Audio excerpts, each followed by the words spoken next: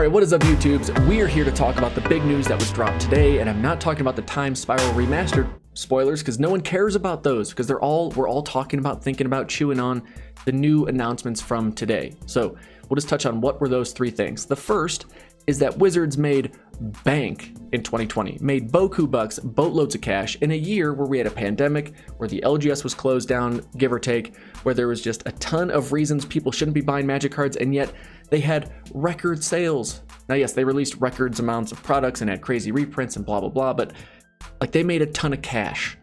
And then Wizards has said, hey, we need to spin this off. We need departments dedicated to the licensing, to growing the games, to coming up with new games, give me some shows, some movies. Just make me as much money as possible so I can get as fat a bonus check as possible. Thanks.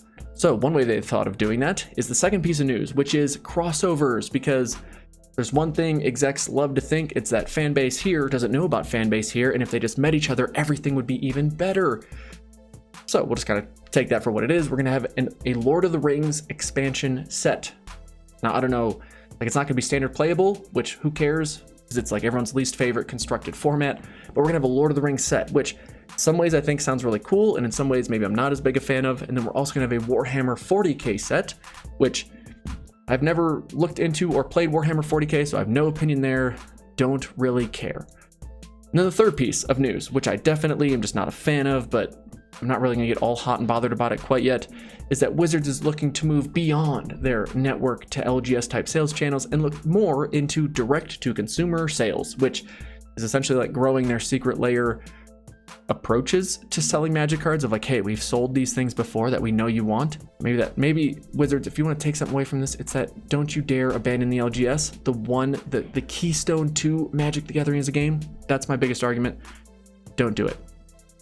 Now, I'd love to know what y'all's thoughts are on this, but I think that the reason Wizards is doing this is pretty obvious, even if we don't like it, and it just has a lot of people throwing their fist up, yelling at the cloud, saying, don't ruin my game and get off my lawn. But again, it's like if Wizards had record profits, or Wizards made Hasbro record profits for their division in a less than ideal year, like you just can't argue with that. There's no amount of I don't like this that an executive is going to care about, especially when they see how big their bonus check was and how much potential whatever actuaries and such are there saying, look at how much more money we can make. All they're going to say is keep growing my bonus check.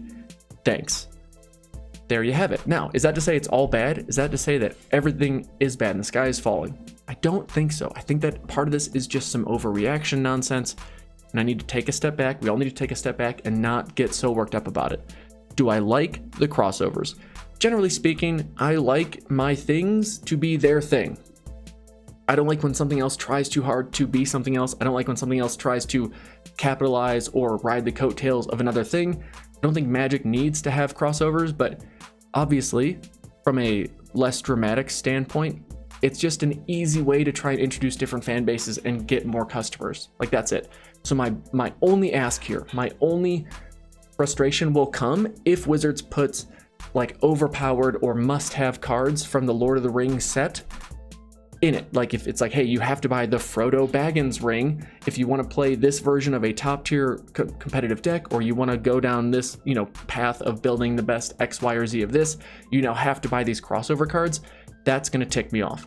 But if it's just, hey, if you really like Magic the Gathering and you really like Lord of the Rings, here's a fun alternate route you can take that doesn't somehow compromise the power level or whatever of what you're doing.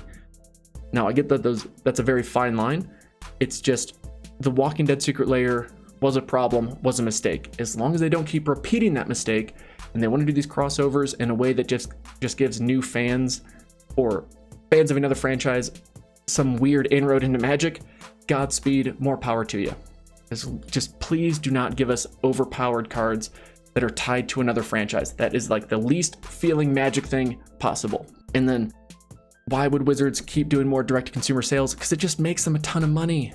I mean, there's no way there's any other motivation besides make me more money. And there's no way you're going to convince me that there's executives there saying we're doing this for the health of the game. They're doing this because they're getting a fat bonus check.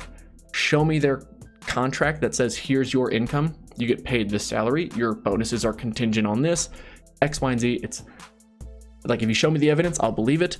But as someone who works in a space that knows how people are compensated, I can't imagine that there's any way that this is not the reason that this is happening, or being continued to be pursued and grown as a way to sell Magic cards to the general population. So if you want to get mad, go on Reddit, look at all the rants. If you want to watch something else, hey, watch like a draft guide that I made or something that's more exciting about Magic.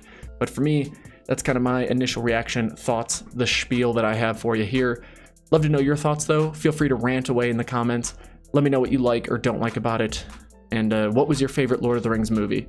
Because for me, it's probably the first one. There's just something about when it came out and I would come home from school and I would just watch it and I would just fall asleep to it. Like I would take a nice late afternoon nap and it was very enjoyable. So yeah, that's my random rant for you. Thank you so much for watching. We'll see you in the next one. Peace.